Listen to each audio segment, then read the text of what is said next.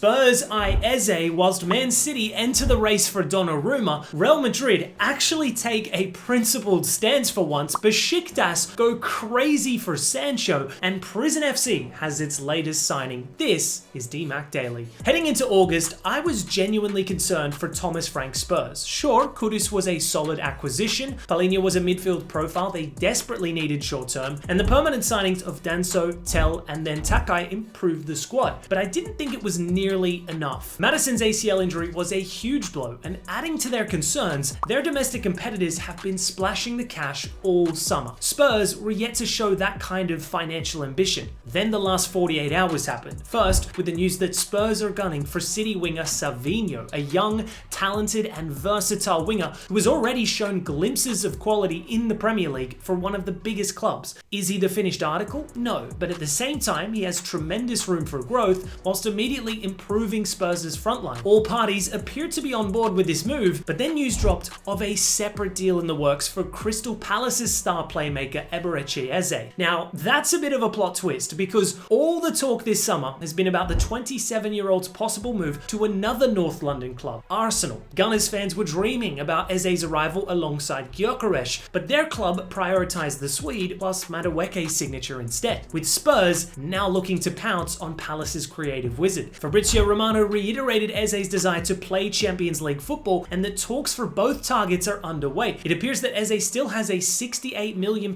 release clause intact. Surely Palace wouldn't sell for anything less than the full amount. But let's be honest here, if Spurs want to be taken seriously this season competing on 4 separate fronts, they need to land both of these guys. I'd argue they need even more reinforcements or risk falling behind the other financial juggernaut Premier League clubs. Meanwhile, the Donnarumma situation is just wild on all fronts. The 26-year-old has made a public statement saying goodbye to PSG fans, but also claimed that someone wanted me out. You may be wondering who exactly he was referring to. The answer is simple. Luis Enrique. The Spanish coach even admitted it. Quote, "I am 100% responsible. I want a different kind of goalkeeper, and I made the decision." Gigi's agent has hinted that a Premier League move is now most likely. The early favourites were between Manchester United and Chelsea. The Blues are apparently not interested, but a new candidate has emerged in Manchester City, although it's complicated. PSG are currently demanding 50 mil. That seems excessive, and something City certainly cannot consider unless Edison departs. But he is subject to serious interest from Galatasaray. I would be shocked though if City actually went ahead and pursued a deal for the Italian for multiple reasons. For starters, Pep has always favoured sweeper keepers who excel technically and can contribute in building up from the back. Donnarumma, however, is more of a traditional shot stopper. His skill set contradicts what Pep typically wants in a keeper. The other factor to consider is that they just signed another keeper recently in James Trafford. The City Academy graduate was on his way to Newcastle, but City then went all out to bring him back, handing him the #1 jersey. If this were to go ahead, what does this mean for Trafford? I don't know. Donnarumma to City doesn't seem to make sense to me from a tactical or logical standpoint. Now for some quick fire transfer updates, and Liverpool are advancing in talks to sign Marc Guehi for a reported £35 million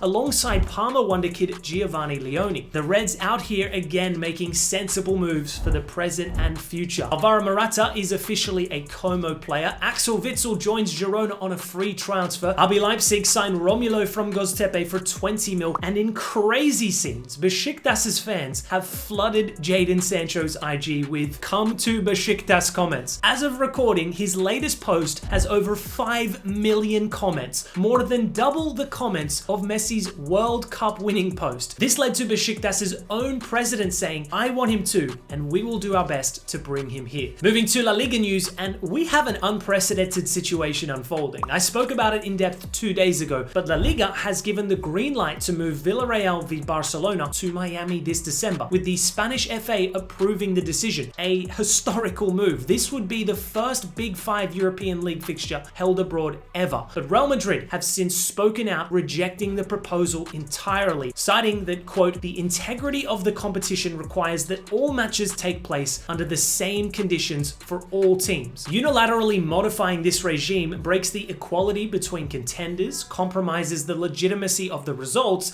and sets an unacceptable precedent that opens the door to exceptions based on interests that are not strictly sporting." They also urged FIFA, UEFA, and the Spanish high courts to intervene. This statement is is 10 out of 10 in my opinion. Now, it is important to recognize that this same club has been leading the charge for a Super League, and they clearly have a lot of smoke for La Liga. But I don't care. On this specific issue, I am in full agreement. Domestic football, like so many other aspects of the game, should not be sold to the highest bidder. No one outside of greedy CEOs and ignorant Americans are on board with this move. If we actually allow this to go ahead, the game is gone. And finally, Prison FC has its latest member. Last month, Quincy Promes was arrested and extradited to the Netherlands to serve multiple sentences, and now another Dutch footballer will be joining him in Ronnie Stam. The former Premier League and Twente title-winning player has been sentenced to 7 years in prison for his involvement in a drug smuggling operation. The details here are insane. Stam reportedly plotted to smuggle over 2 tons of cocaine into the Netherlands with a street value exceeding 41 million euros, alongside several other plots involving cocaine, MDMA, and nitrous oxide. Yikes. Anyways, that's all for today's DMAC Daily. Catch you tomorrow.